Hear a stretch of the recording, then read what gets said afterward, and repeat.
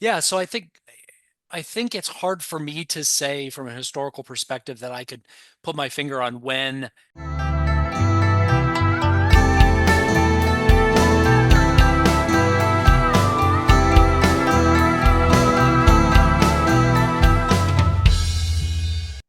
Welcome, Sensei Russ. Back again. I always feel like I am a step behind the karate conversation on karate. Oh, no How are you? worries. It's great to see you again. Hope you're doing well. I'm very good, very good. Thank you. Awesome. Yeah, it's just that I had in mind, said to you that I would like to have you back because last time I didn't have enough time to chat to you. And then Sue and Greg posted the interview with you. It's like, damn it, I forgot again. I need to grab you because I've got the few questions. No Um, worries. Well, I enjoy chatting, as you can tell. So at least, as an introvert, Les, I think you know this, right? I'm an introvert, but if you get me on topics about interesting things, you wouldn't know it, right? It's just I can't talk about sports. I don't like to talk about those kinds of things. So get me talking about physics or martial arts or sociology or something, and I can talk your ear off. Okay. Well, I can't talk about all of those subjects, but I can pick your brain about the martial arts. Awesome. Um, and the thing that I want to discuss today is a syllabus. So my first question is, because that changed a lot for me, um, what you using syllabus for? Is it for you or is it for students? Because I went from a school when the syllabus was for students, so you had everything written down to follow, and students have to memorize it and learn. And then I shifted into the syllabus being for me as a guidance, so I don't forget what key points of my style or system are important to me. How's that looking for you? Yeah, yeah. Boy, you can bring up great points right away because I think the answer is that it's important for both teacher and student for different reasons. And I think you pointed out a few of the important ones. And I think for students, especially in martial arts, we're Westerners, many of us trying to understand Eastern traditions in some way. And it's very different when you come to a karate school and it's maybe not even said that, like, oh well, we expect you're going to be training. If they came in and they said, hey, I want to train martial arts, and you're like, great, you're going to be here forever, you're never going to graduate, right? They would be like, what are you talking about? Like, no, no, that's the way we do it. We do this for a lifetime and a lifestyle, and it just may not really meet with their understanding Mm. of what they're coming to you for. So I think that's very important, is that the syllabus somehow clarifies what it is. What is the it that they're going to learn? How can they themselves measure progress or completion? Some of us are completion oriented. We want certain achievements when we play our video games, so we know that we can compare against our friends and those kinds of things, or accomplish goals. So I think for students, having a good picture of what the whole thing is and some idea of what the journey progress looks like maybe for students, if they knew better that their beginning training was more solo and their intermediate and advanced training moves more and more towards everything is partner based, then maybe they would develop the patience to stick with it a little longer, right? Just to give one example. But yeah, I think there are several good reasons for the student to have at least some rough idea of what the syllabus is. Certainly not necessary for every student to really understand all the details. And for me, Les, I don't. I've been crazy about martial arts since I started. So I think I'm not always my best gauge as to who my student is because they're not all like me. Mm. But I I felt like I really wanted to understand everything so that one day when I was eligible, I could become a teacher. And I think that was a bad mistake to assume other people felt the same way I do. The reality is most people come into any endeavor and they just want to learn the thing. They don't say, I want to go to college to become a teacher of everything. Some do, but most go to college or to some school or a trade school so that they can learn the specific skill set. So confusing the idea of a student and a teacher is actually, I think, a pretty big problem, a mistake I made, and I think it's a mistake a lot of people make. So I think it's important for students not to overwhelm them with too much theory or idea or curriculum details or memorization specifically. And so then reserve more of that for the teacher. I think the curriculum is super important for the teacher, and a few reasons why I think it's important. One is for a teacher, if you're just going to teach a single student, I don't think it's really all that necessary. You can teach exactly what you think that student needs. You can just answer their questions and teach them according to their questions or their abilities, or you could build on their strengths, or you could supplement their weaknesses. On a one-on-one master apprentice kind of relationship, I don't think you really need this as much as you do if you're um, if you're maybe trying to organize something that was given to you in a real haphazard way. Like some of our teachers gave us that master apprentice model. It was, Mm. what do you need? When did you come in when the teacher was changing the curriculum? You got the version you did, and maybe it didn't, maybe you didn't understand it, even though you got it in your body. So I think sometimes when you want to create a syllabus or a curriculum, it's just to organize the chaos for Mhm. yourself, even maybe for yourself as a practitioner, or maybe as you prepare to teach.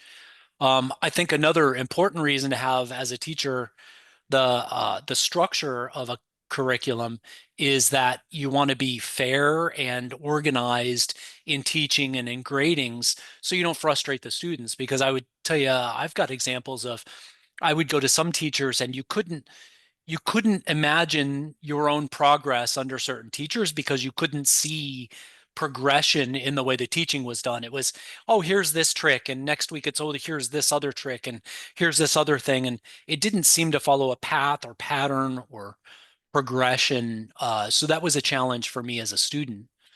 Mm. And then, of course, not that I'm a fan of this, but if you are trying to spread very wide and maintain a real consistency across a large base of people, like multiple schools, if you're trying to run an organization, something large, then I think it's even more important, because one of the few benefits of a large organization is I fly to Africa, I go train in a Goju dojo in my organization, and we should be doing things mostly the same. And there's comfort in the sameness, right?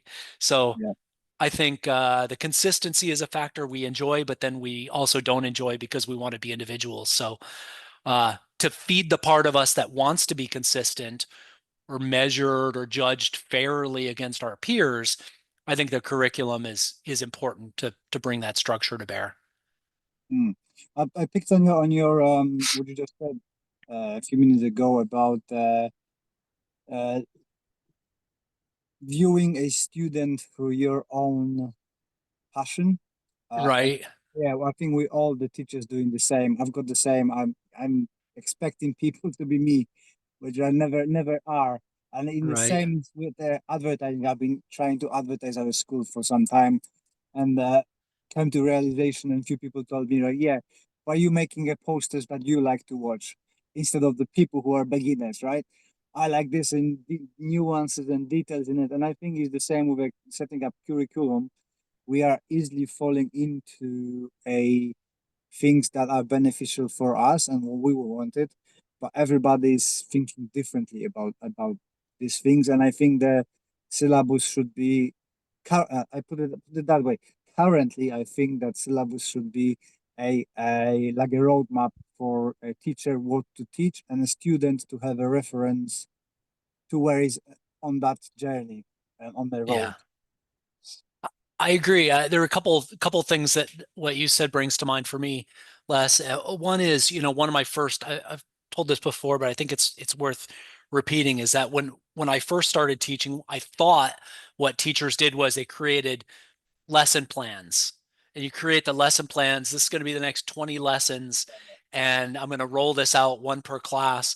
And the problem is, like the famous saying, no plan survives first contact with the enemy.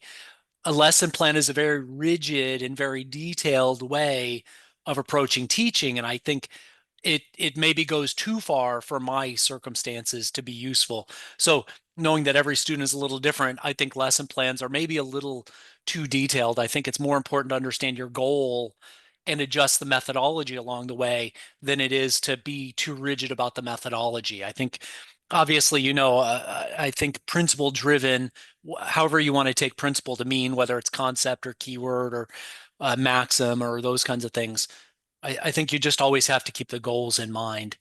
And Mm, then along with that, I think teaching should support this shu-ha-ri model. I know I've heard people say, well, that wasn't originally a martial arts thing. That's fine. I think it still gives us a shorthand to understand that there are kind of common um, phases in the learning journey, and they are do what I say, don't ask any questions. Okay, so now you're at a place where you have enough. The mud is dry enough that I can mold it, mm, and you're allowed to have an opinion because you've tried something more than once. Ask questions, challenge the ideas.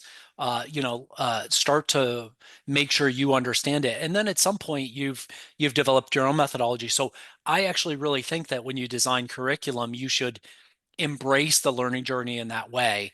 Beginning things should be highly structured, and your goal over time as an instructor for me, or what I would recommend to people, would be to learn to let go as you guide further in. So be prescriptive in the beginning and then move further and further away from being prescriptive and make sure that the students develop the tools and abilities to correct themselves and create themselves and really explore their own passions and preferences. mm. Yeah, I think it's very difficult to. You have to have the ability, which I'm thinking that quite a few instructors I went through lacking through being able to look at your own work within the, let's say, syllabus and do the review and allow yourself to let go and review and like, okay, this is not actually what I wanted to do. This is Yeah, not good for my students. I need to do a little bit of a change or yeah. at least update it. And here's the question: how often do you update your syllabus? I'm currently on 7.3 or 4. I love And that. so how that looking for you? It's a real serious challenge for a teacher to change a syllabus because it affects the student, right? We Mm, want to continuously improve, but how do you isolate students from the challenges that creates? Very, very difficult. I would say I haven't been numbering them. I love that you are. It seems like I should number them some since I'm a software guy, but I really haven't. So probably the sad truth is we're all still in beta over here. mm, Everything is in beta. All the students are wonderful people that I love and care about, but sadly, they are also test subjects in an ongoing process to try to continue to make everything better. So hopefully they can be okay with the fact that things change. What I have to do is make sure that for the students that care about gradings, I have to make sure that any changes to the curriculum don't affect that. But other mm, than that, the reality is I'm always changing, adding, rearranging curriculum. I have solidified some pieces, bridging one, bridging two, lower body and takedowns. Those are all very solid. So at least I have a good starting point for getting people off the ground early and consistently. But after that, there's a lot more flexibility in the process. So I would mm. say again, I don't have a number, but um, everything's changing all the time. Yeah, I only know. Sorry, to cancel that. I only know because I've been fortunate and unfortunate, inherited from my teacher, that my dojo goes high, high, high, high, crashes, and I have to rebuild it all the time. So I've Oh, got wow. kind of a set of a new Yeah. student that I can. Okay, I've got about 5 years to test a new thing, and Yeah. Yeah. compare and make changes. Um, No, that's great though, and especially again because I think it's so important for people in the beginning to have structure. I think sh what do they call it? Shared trauma helps build teams. I think that the shared trauma of good, consistent training in the beginning, I think is excellent for people in a dojo scenario. And I think again, if you can build towards letting up on that over time, I think that's really important for both dojo culture, health, mental health. I think, people developing their own preferences and being able to stay around rather than leave. Like, we have a tendency to overcorrect. So people go, yeah. oh, I don't really like this. So I'm just going to bail and have no structure. Well, maybe just less structure would be the right answer, not no structure. Right. Mm. Yeah, yeah, for sure. What do you think about the? So, I looked at our syllabus and pretty much most of a karate syllabus is constructed like a pyramid. So it starts with a lot of broad spectrum of techniques. You start 10th kyu, you need to do a gyakutsuki, maigeri, and you just get get more, and then it picks up to the very little. And kind of, if you look at an education system, it's like inverted pyramid, right? So Yes. I've changed. Mine looks like a diamond. So we Yes. start Yes. with Yes. very little, building up towards the brown belt, and from the black belt, you're going again, narrowing your specification. And Excellent. uh, uh, where do you think you are more a historian than I am, and you've been training in China with kind of beginners? Where that's starting from? Why would you do the broadest spectrum when we know that beginners don't learn that well in so many things? I let me back out of martial arts for a second and approach this just the way that we approach any kind of problem solving or project management. A lack of clarity of goals leads to inefficient and ineffective models, right? So if we're not super clear about what it is we're trying to accomplish or what our intermediate goals are, then I think everything becomes very difficult to manage and do effectively. So, like they say, a problem well stated is a problem half solved. I Mhm. think if you can't define what your goals are as a teacher, what your skills are that you plan to teach, the kinds of students that you're actually going to try to reach, if you can't define those aspects well and clearly and succinctly, I think you'll have a very hard time developing a curriculum that's effective in the way that you're talking about the inverted Mm. pyramid model, which I think is actually a great way to envision these things. So, for instance, when we teach the first about three Q levels, Sanshin, Gekusai 1, Gekusai 2, we're teaching you know, four stances, a punch. I'll call this a hinge. It's either a chop or a back fist, a front kick, and six ukewaza. And the goal is not to add more techniques. I'll add a foot sweep.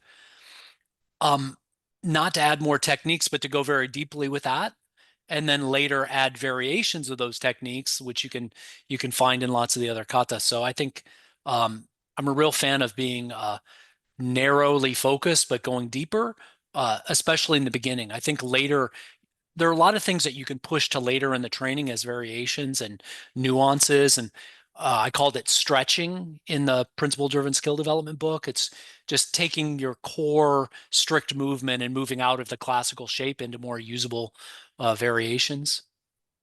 I don't know if you noticed that. I don't know how it's in States, but in UK and Poland, I've noticed that the younger generation uh, lacking of overall physical abilities.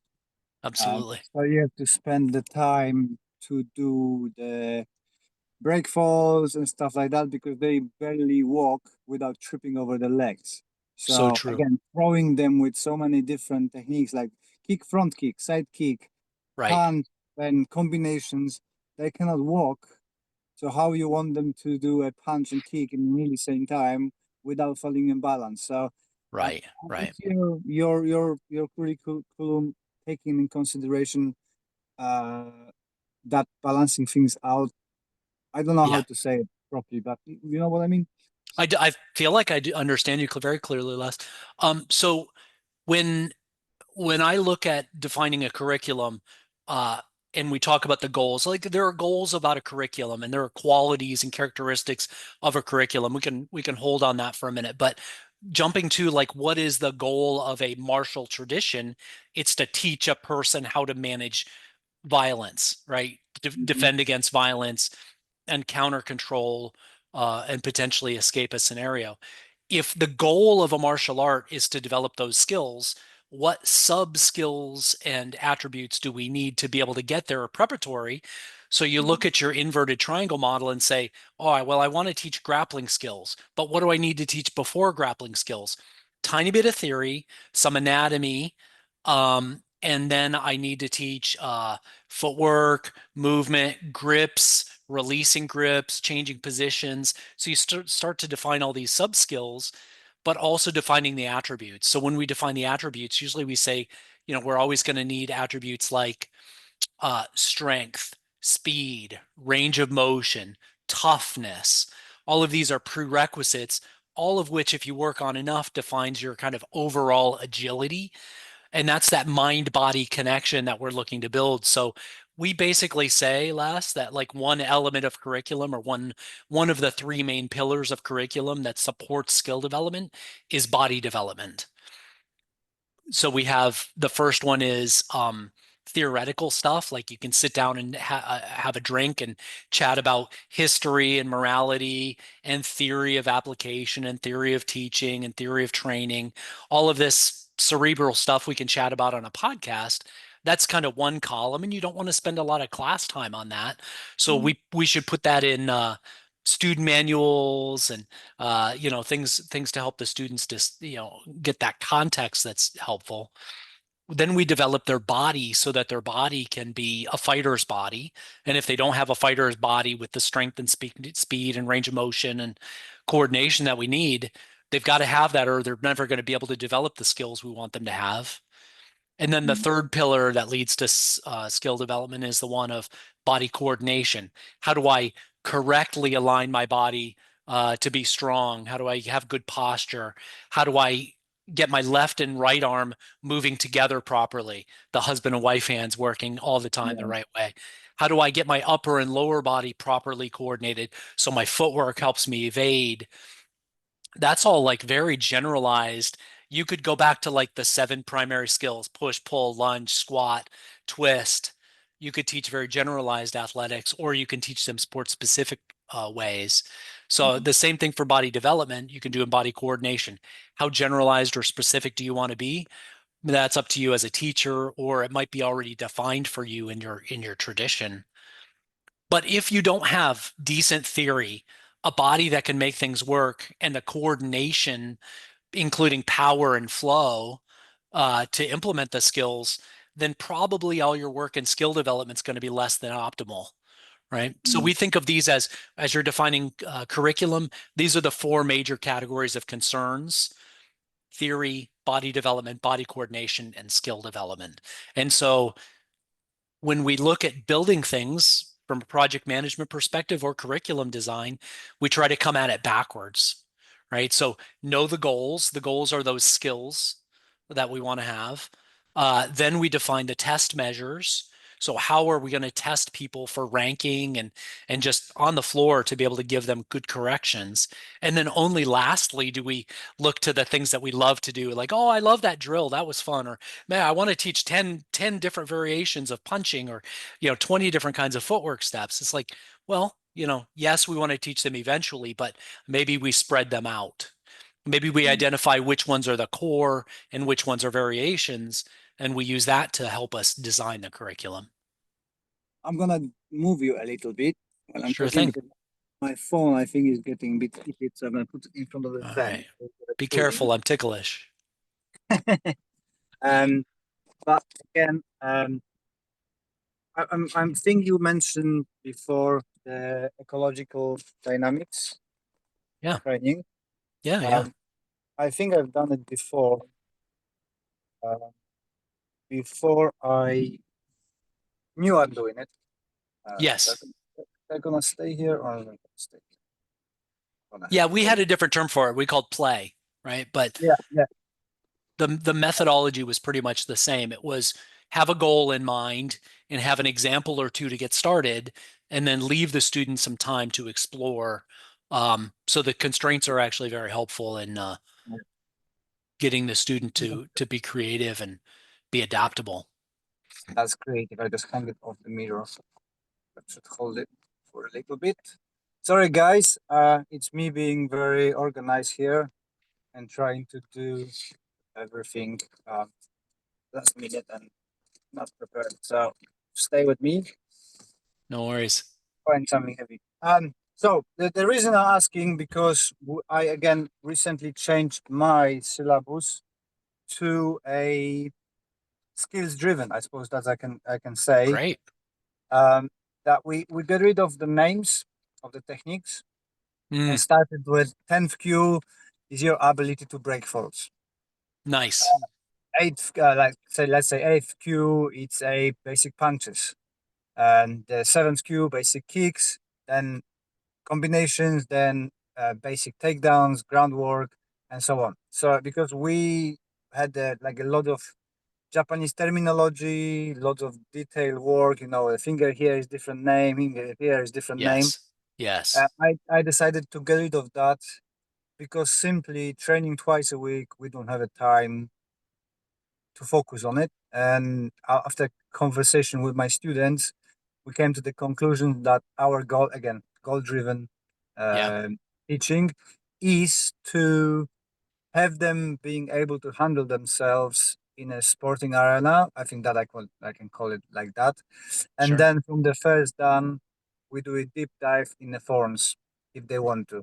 We've got limited Yeah. amount of forms. We dropped kata to 3 katas as a developmental for a till the first dan, and then we Sure. focusing purely on a kata. All the sparring Yeah. and stuff. You can Yeah. handle Yeah. yourself in sporting setup. So I Excellent. think it's kind of closer towards the ecological dynamics. I have to say honestly that I'm not really understanding it fully. We always done games in our club, Yeah. so it's kind of like, well, I suppose that's what we're doing, Yeah. but I'm Yeah. not calling it. And what's your view about the very specific naming? I suppose for you as a historian and kind of you preserving the styles and systems, it's more appropriate for you to use them than for me, where I'm looking just for kind of I'm from modern style, so I'm not I Yeah. don't care, but it's not the priority for me to preserve Right. the Asian traditions. Yeah. Great question. So I honestly, my place or my position is to try to find a right balance between those things. Because a traditional art might balance too hard on preserving the history and language and culture at the expense of developing the skills.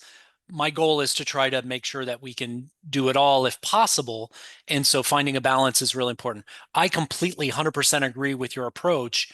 I actually mentioned it in the original book, the principle driven skill Mhm. development book, about trying to limit the use of foreign language in the beginning learning. I'm a huge fan of scrubbing it down to English terminology, fewer techniques, and then over time, slowly introduce those things as people have the mental capacity to spend on it. I think it's very difficult for people to get their both arms moving together with their feet in the right timing and power and posture.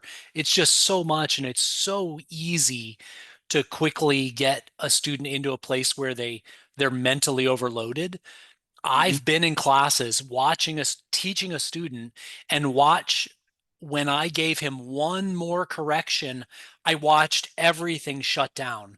I watched it just crumpled. The student just broke in front of me.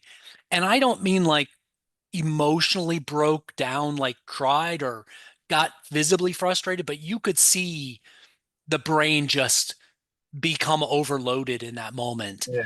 and it's no good. Like I don't want those scenarios. So my goal is to try to get to the point where I push students to achieve and excel and push themselves. But it is very easy to overload a student, to put them into performance paralysis through too many corrections. We all know the minute the teacher looks at the student, everything starts to Yeah. fall. Yeah. The observer effect happens, right? They start to have problems. So uh, we can be intimidating even when we don't mean to be. So yeah, these are all challenges. So I highly support what you're doing, Les, in terms of getting rid of the technique names. My goal is to make sure that they learn them eventually, but I think it's bad if we don't give them handouts or a student manual to help bolster that, right? Even as much as I want them to take notes after class, how are you going to go through a class with 20 different things you learned today and get to the end and remember all 20 things that you wanted to write down, right? So I think from a teacher's perspective, we need to remember students need learning aids of some sort if we're going to expect them to remember those things. So yeah, finding the balance for me is really difficult, Les, between I'm too traditional for progressivists and I'm too progressive for traditionalists. So I'm always in that place in the middle where I'm trying to do honor to the traditions, but also make sure that they're usable and valuable for a what I still consider a primary goal. And I know everybody doesn't share this, but the primary goal of utility. I want people to be able to defend themselves as best we can with the time we have. So yeah, I'll stop there. Yeah. And how is that the creating the syllabus? How is it different in a Chinese martial arts and Japanese martial arts? Because for me it seems to be that Japanese are very more organized. Yeah. In Chinese martial arts is more fluid and more relaxed. Yeah, good point. So like you said, like some styles have a lot of terminology because every different variation of where your pinky is pointed is a new hand shape or those things. Um, I'll give you a vast overgeneralization. As I've come up, of course, karate people, the way they look at kung fu is they're like, oh, they're too soft and flowy. They don't train hard enough. And Mhm. the kung fu people will say, oh, the karate people, they're too rigid and uniform. So everybody has their own way of saying, oh, the other guy's probably not doing it right.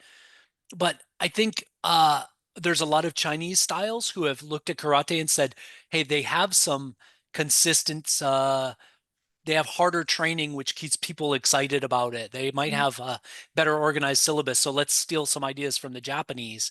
And then, of course, the Japanese and Okinawans sometimes look at the Okinawa or the Chinese things and go, "Oh, well, maybe those principles are helpful. Mhm. Maybe if I deviate from the drill but keep the ideas in line, then we can self-correct and become more adaptable." So I think we can all learn from each other in that way. Um, but for me, whether I teach Okinawan karate or Chinese five ancestors or white eyebrow or something of that nature, I still use the same English language structures around all of this. The three pillars with the goal of skill development, the eight skill categories, the movements from randomized or from structured to randomized, all these constructs around teaching a good martial art traditionally up to being spontaneous style of fighter. For me, the goals they can all be organized in the same way. Just be clear about your goals, know what your preferences are, know what your art is specializing in, and then just make sure you're teaching in very complete, efficient ways. There's a lot of details behind that, obviously, but for me, Mhm. the styles historically are taught a little differently, but I think to do a better job, we have to solidify on modern things that work for modern people, and then we can add back in some of the culture to help us better understand the details. Mm. How many katas you putting into your syllabus, and in which way you order them? Yeah. So I'll talk about Goju-Ryu first. Goju-Ryu has 12 kata in by most people's estimation. This Mhm. is including Miyagi Chojun's Tensho that he created and the two Gekisai forms.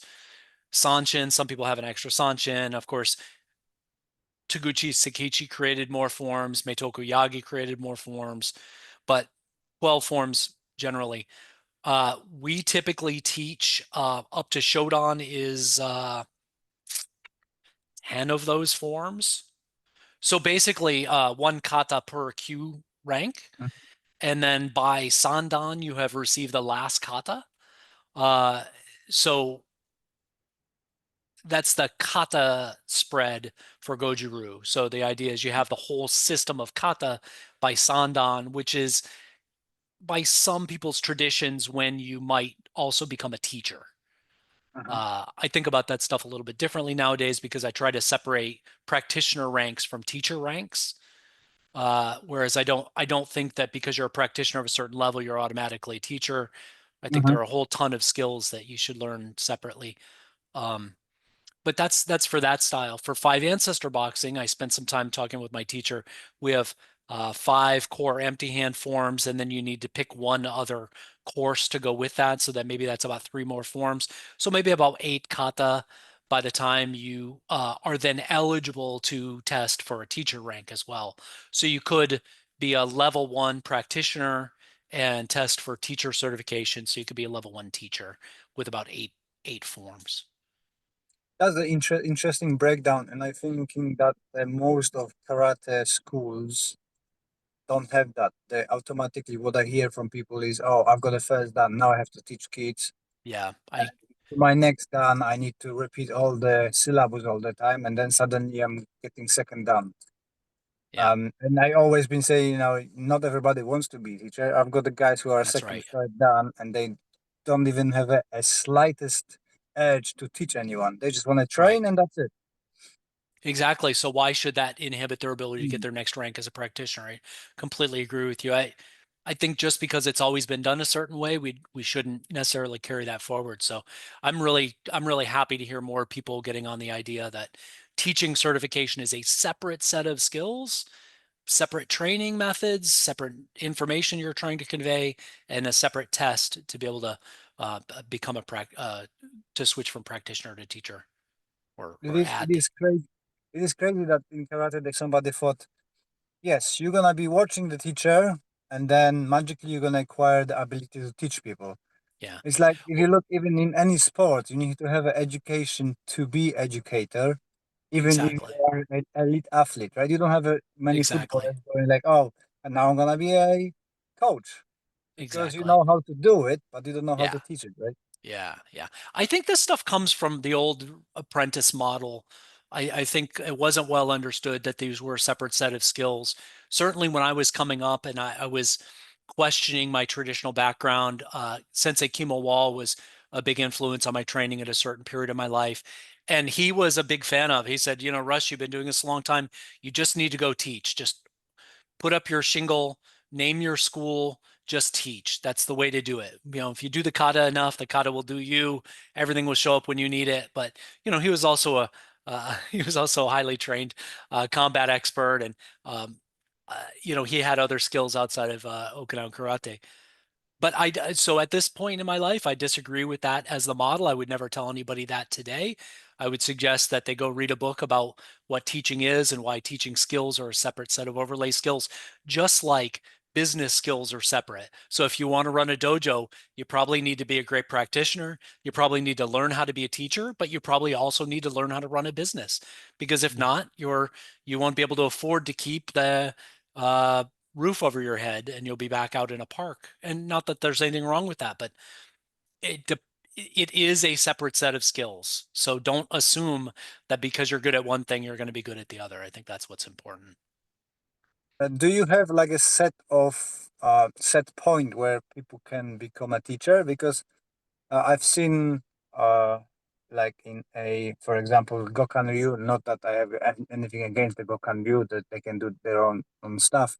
But I had a few students who came from that system, and it's like you're a yellow belt. That means you're free grade. You've been training for half a year. You're gonna be becoming a instructor now. Do you got like a set? But that's their Yeah. their Yeah. thing. They can do whatever they want. Yeah. But do you have like a set point, like let's say fifth Q or eighth Q, and one key, first Q, that you can start getting into the educational side of teaching? Yeah. I don't have that kind of structure, but I would say but before I answer more, I would say I define things a little differently just because, again, anytime you bundle ideas, it becomes hard to separate them. So if you separate them, you can rebundle them easily. But if you can't imagine them apart, it's a real challenge. I use these words differently. I think of an instructor or a teacher as somebody who can not only create syllabus, but can deliver it. I think of a coach as a better term for somebody who is not creating or modifying the syllabus, but as somebody who can teach under supervision and who's not likely to be able to modify it well for other students because they don't understand the meta concepts that drive the teaching model. So I think having coaches or assistant coaches or coaches in training, I think that's wonderful if you all can come to the same agreement. I'm not really a fan of teachers taking advantage of students to get free labor. Mhm. That you'll see that happen in some franchises, McDojo kind of scenarios where, you know, You've got to get your black belt, you've got to do 200 teaching hours. So thank you for 200 free hours of being my employee. I just, there's something about that that really bothers me. So I would rather it be some other method. If they're going to teach a whole class, I think that's scary. That means they're already at the level to be unsupervised. I think teaching under supervision uh, may or may not be something they're paid for, but it might be something that they would do. That they would do to prepare for a teacher certification. So I don't have a real strict structure to give you. Just these are my concerns, Les, and I kind of handle this right now on an ad hoc basis. I'm pulling more structure around this, but it's very well defined in my 5 ancestor boxing because you have to get to a level 1 practitioner certification. Then you have to take an instructor training course. Then you can be certified as an instructor after the exam. But Um, it is like with everything and everyone, there's people with different abilities. You're gonna have somebody who is a brilliant teacher, just not yes, knowing he's got that natural skills. So yes, he might be really good at coaching, at right, aid you, and you might mhm, have somebody who is a first dan and is like, yes. I would like to teach, but I have really no skills Right, into it, and I need to put more effort to learn it, right? right. So this idea that, well, you learn by teaching, so just teach. I was Mm, like, well, that's great for me as the shitty teacher who's experimenting on everybody, but it's really horrible for the students who were expecting to have a real teacher, right? So I think we always have to flip hat, you take one hat on off and put the other on and think about it from the student's perspective. Um, yeah, I think I think it needs to be like everything, your goals have to be clear and your path needs to be purposeful. So the mm, goals of becoming an instructor need to be identified between the teacher and student. The teacher needs to make it clear to the student what it will take, what the process is, supervised, unsupervised, on the floor versus academically, understanding, reading certain books, writing certain papers, whatever that looks like for your environment. And then make sure that you pull the trigger on that and give them that opportunity to take that test and succeed and be supported. And so that's why I think, many of us in our generation as instructors, we need to write more. We need to give more material to our students who are instructor candidates so there's not such bad drift. We can look at so many problems in traditional martial arts and go, oh, it's drifted so badly. It's lost its original purpose. It's so ineffective because of X, Y, and Z reasons. Well, so what are we doing in our generation to solve that? Like mhm, you could solve it in the moment. We could build the best program to create the best fighters today, and they could come out the other side. We die, nobody repeats it, and everything goes to shit again. mm. So if we don't help create some repeatability, we're kind of um, as responsible as any prior generation we might want to, say bad things about. What is the difference in states in term or defining instructor versus coach? Because I learned that in UK is a very different way than in Poland. Yeah, these are my ways of using these words, so these may not be shared with anyone else less, but I think of an instructor as somebody who can not only build the curriculum using the discussion we're having today. They know their art very well, they know many ways to teach, and they can build a curriculum and they can get on the floor and deliver it. I think of, you could call it an assistant instructor, an instructor in training. Mhm, I'm using the word coach to define the person that only is really capable of delivering uh, given a packet of information. The student comes in, they learn the coaching program. I wrote everything down for them. They understand it, and then they go deliver it. The only challenge with those people is when they hit the student that material cannot reach. The student who doesn't understand the things those ways, the student that has a physical or mental impairment of some sort, that coach may not be able to accurately adapt to that kind of student. So you could rank, maybe we could create instructor levels 1 through 10 where there's better adaptability along the way, or I'm just kind of creating a two-layer divide there. I think it's, people who can deliver classes versus people who can deliver classes and know the system well enough to adjust the curriculum. It's very similar in UK. In Poland, it's completely different. You get a official because in Poland, when I was there, you had to do official government Yeah, qualification to teach. Yeah. So instructor is a basic level. You need to have a Ah, 5 years uni yeah. to be a coach. Okay. Okay. So Uh, I've got it backwards. and there is free. Not that you, but in UK it's the same. So I'm saying, oh, I'm a coach because it Sure. looks higher for me. It's Sure. automatically a higher grade, Sure. which is like you say, in UK is the instructor is the better Gotcha. suited person to do it. But in my head, it's like my coach has to do 5 years Right. of Right. education Right. to Right. be a coach of wrestling, right? Yeah, yeah. So So this is I where think terminology gets in the way, yeah, doesn't it, Les? I mean, it really causes us a problem. So we have to define it along the way. So however we want to say it, I think when you have a beginning instructor, it's super important to not leave a beginning instructor with students where they can do more harm than good. And that yeah, really is the challenge. That either happens because somebody is told they're a practitioner so they could just go teach and they're out there unsupervised trying to be a teacher on their own and they have no idea what the unknown unknowns are so great. The incompetence level is it's very high on the Dunning-Kruger effect, right? We mhm, don't know what we don't know versus protecting your students by giving them good environments for learning. And I think that's important. Again, I feel bad for my early students, including my son, who I was teaching the old crotchety hard way, without any real understanding of what better teaching methods there were possible. So, mm. you know, it's What's your unfortunate. stand? What's your stance on a there is no bad students, only a bad teachers? Because I hear that a lot, and I kind of disagree with it. I think there are some shitty students Sure, and the shitty teachers. How would you for stand sure. on Yeah, oh, yeah, yeah. Yeah. There are definitely some shitty students. We've definitely uninvited some students over the years. But like I really disagree with this Confucian model of where the teacher lives in the process, right? They say the student comes to the table, I'll lift three corners, or I'll lift one corner, they need to lift three, right? It's like the majority of the responsibilities on the student's side. I just completely disagree with that. I think the teacher holds just a little more responsibility. Let's say 51%, the student holds it? 49. And it's the teacher's responsibility to tell the student that that's the way it is and to help them understand what that means today as a beginner, tomorrow as an intermediate, and later as an advanced student.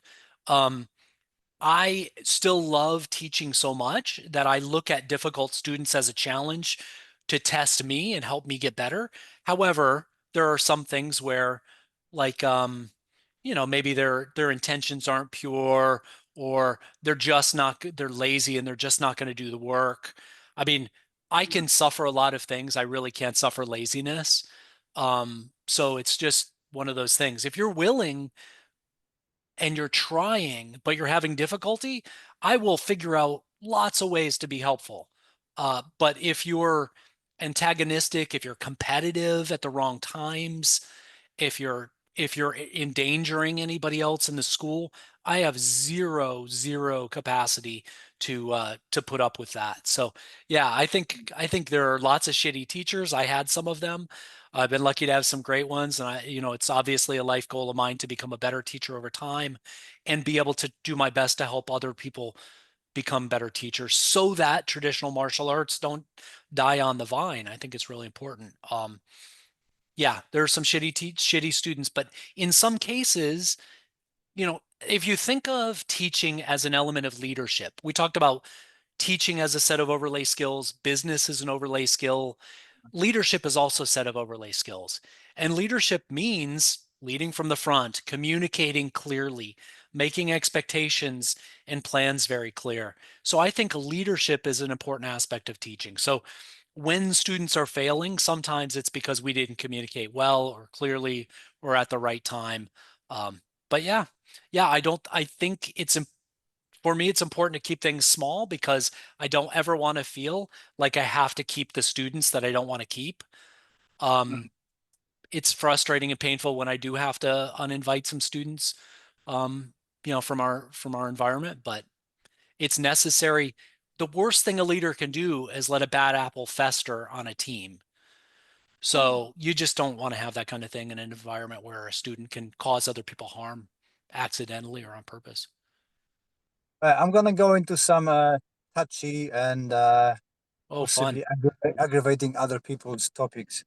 I've been watching recently a lot of old footage emerged from bunkai side of things, Mm, mm, both from Japan and Okinawa. sure. And yeah, we've been always told that, oh, Japanese karate, blah blah crap. They lost bunkais, they started making the shit up. Um, but then I looked on the Okinawan one from the same period, and it's exactly the same. Mm, Very unrealistic, mhm, punch for punch. sure. Bunkai. When do you think we lost the kind of bunkai, or is it there been a teachers, a pocket like to mind comes Taika Oyata or Seiyu Oyata from Ryute that they've been doing a bunkai a bit more realistic in the same era where rest of the people been doing kind of, I don't know, out of touch applications. And Yeah. is it possible that simply because of the war effort, I read that somewhere, a lot of people been finding books on karate, learning from the books, and saying, okay, this is my style because Americans bring money and they don't Yeah. know what's what. Let's do some Yeah. art form of karate which have no Yeah. meaningless background. If you don't Yeah. want to answer that, that's okay.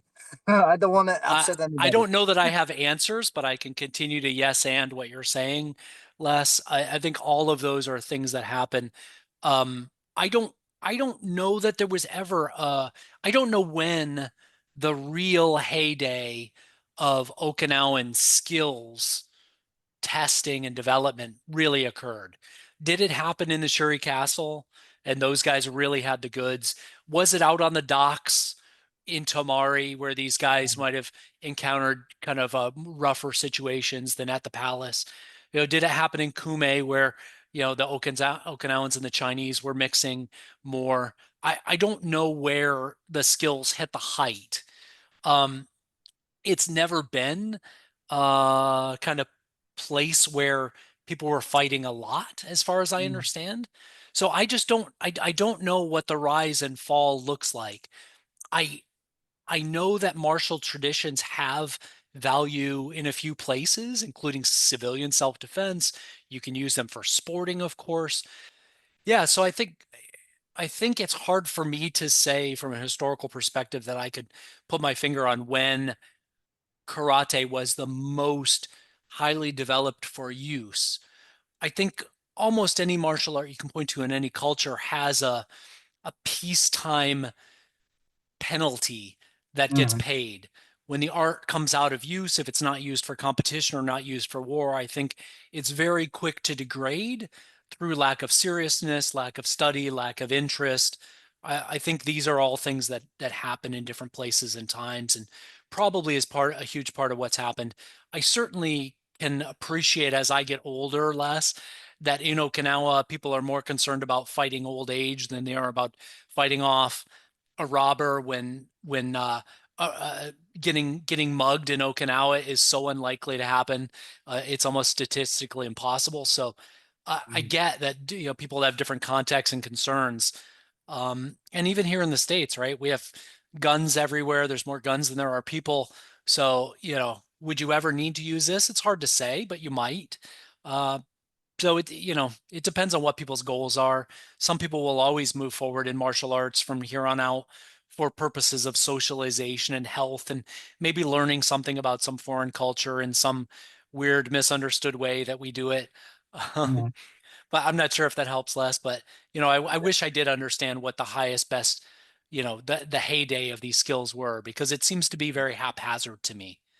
Yeah, I love that phrase you used, the peaceful penalty.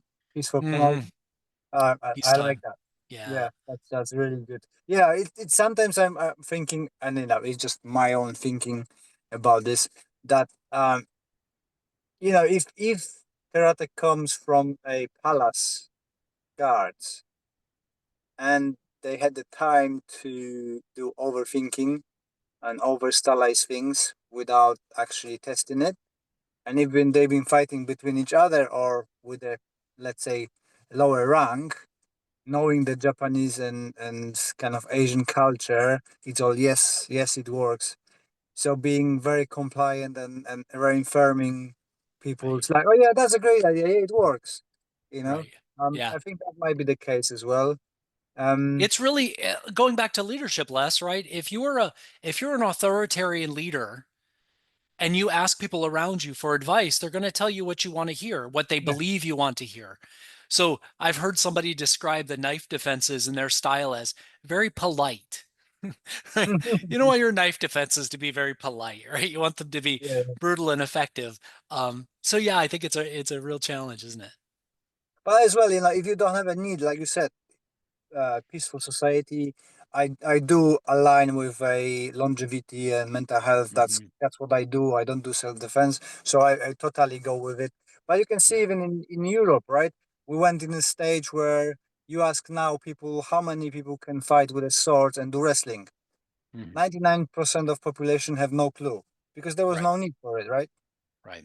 So it's kind of erased, and then you got people who do a uh, restoration of it based on the books. And I think that in karate Hmm. happened like that. Oh, let's have a look on those movements.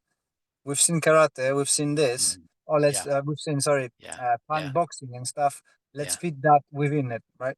And wouldn't it be better if they had just admitted that? Like I have Yeah. much more respect for HEMA players because they admit that they're attempting to revive what's a primarily dead art. I think as much of that has happened in Okinawan and Japanese karate, I kind of would just prefer that people would be honest about it.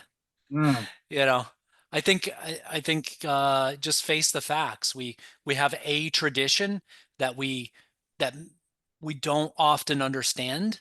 We don't often find ways to use it effectively. So let's just admit that and move on. Like mm, some people are obviously some people in the practical karate space are saying we're picking these up from other locations and trying to retrofit them into our style, and of course many of us are. So yeah, mm. I appreciate the honesty. Whatever you're doing, just be honest about it.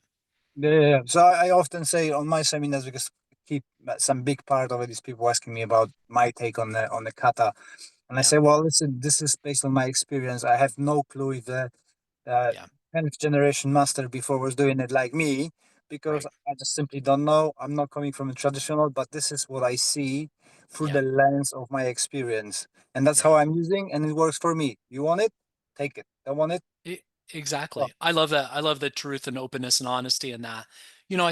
I think McCarthy's some of McCarthy's writings have given me a good way to process that, and that is let me in my syllabus identify the skills that I care about, that I feel like the art has taught me, identify them very clearly, and try to line them up before and with the kata that I teach. So the kata can go back to or become, in some cases, the reminder of what they already know. So we can put that in the framework. It's utility first, and then a solo kata to help you remember things.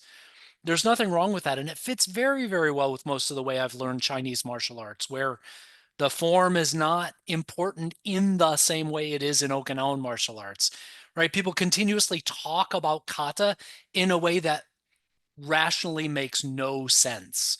They'll say things like, the kata taught me this. No, the kata didn't form a mouth and speak a truth to you. You figured a thing out by exploring the kata. You correlated something you learned in Muay Thai with a movement in this kata. You did these things, but the kata didn't teach you these things. The kata is a solo, it's a half of a fight at best. It's a half of a fight that's completely misunderstood. How well could you reconstruct somebody's phone call by listening to one side of it? Mm, that's a You good could analogy. try, right? But there's no way you could be accurate. So it just there's weird romanticism about kata that is still it gets in people's way. It's a very they're almost like religiously minded in nature because they're short circuiting your ability to continue to push against or question the idea. And so again, I just think McCarthy's straightforward way of saying kata is meant to remind you of what you've already learned. That's how I have worked to redefine syllabus. make sure the skills are all identifiable and testable and progressive, and line up the kata with the skills that best represent what what's contained in those kata. Do you see, because you're studying as well a lot of Chinese arts, do you see that penalty being paid in Chinese martial arts as well, like in karate? Yeah, certainly anytime things are not in use or pressure tested, they get weaker, right? Moore's law tells us you take away the stressors and people get weak. And that's Mm. mentally and physically in so many ways. And I think systems, sociological systems work identically the same way. If you don't exercise a path or a process or something, if you take a drug that replicates a hormone, your body stops caring about ever creating that hormone. It's just the way the body works, right? So you need stressors, you need things to continue to build on. So I think if we don't apply those stressors artificially and they're not actually in the environment, then your ability to deal with stress is completely gone. So, if you're an astronaut, you don't have the stress of gravity. We have to recreate the stress of gravity with an elliptical, a treadmill and bungee cords to replicate it. So it's artificial, and that's what we have to do in our martial arts training is create the best artificial conditions for stress without breaking somebody, without hurting them permanently. It's a tough balance. It's very, very difficult. Mm. I've heard on a karate for conversational karate. I keep getting the Mhm. name wrong. I apologize, Greg and Sue. Um, Yes. you were in the UK. Do you have got the locations where you're gonna be about in the UK? Because it's Yeah. September, right? Yeah, it's in September. I'll be coming in to London. I'll be spending a few days there, and then we're going to take the overnight train up to Edinburgh for a few days, and then we'll be coming back to London to fly back out. So I don't have the exact itinerary, although I have one workshop that I'm performing in London. Um, I'll post the date, but I have one workshop with Sifu Shikar Sharif in London that's planned one afternoon. If anybody else is interested in hosting a workshop of any sort, please reach out to me as soon as possible so we can do something. And then around any workshops, of course, I'd love to get together and have a drink or beer, whiskey, whatever. So Yeah, because I'm not living very far from London, so and I've got a very cool. dojo. Awesome. So maybe we could do something together. I hope so. I hope so. That will be good. Um, Let's make that plan. yeah, well, we speak after recording, and Sounds great. yeah, um, yeah, I think that's the most of the conversation done. I Great. loved your take on the syllabus, and um, thank you for describing your way and describing the way of lost bunkai and penalty we pay for peaceful times. I really like that. I'm gonna be using that a lot. I have to Yeah. quote you all the time on it now. All right. Great, great. Well, please do use it. Enjoy it. I appreciate you having me on, Les, giving me an opportunity to chat. Have enjoyed our chats. This is stuff, obviously, it's near and dear to my heart that we discussed today. I actually am nearing the completion phases of a teacher's manual that I'm pulling together that has this information and a lot more for my students. I will make it publicly available for anybody to buy. It will be available on Amazon and I'll post around that when it happens. But the general idea is to talk about, the people involved with teaching, the elements of curriculum, how to structure curriculum, and how to deliver good classes, so that I can hopefully replicate the good parts of what I've been doing and minimize the bad parts and help others in martial traditions find that balance, make sure that we're teaching as well as we can, as completely and reaching students. We need to not just simply lose students to other arts and other styles and let ours die on the vine. So try to keep those things going. Awesome. Yeah, when it's gonna be out, let me know and I put it in the comments and in the cards, and people can grab it from the podcast and trying to promote it because it's a good stuff. And if you don't have a principle driven book, you need to go and get it. Thanks, Les. I Yeah, appreciate it. It's great chatting with you. thank you for your time. See you in touch. Stop recording.